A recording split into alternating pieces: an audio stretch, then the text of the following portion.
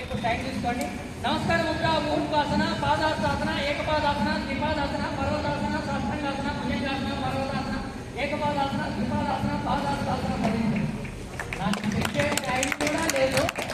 చెప్పే time అనుకోకముందే 12 posters అయిపోయినాయి. మళ్ళీ ఒకసారి చూడండి. నమస్కారం ముద్ర.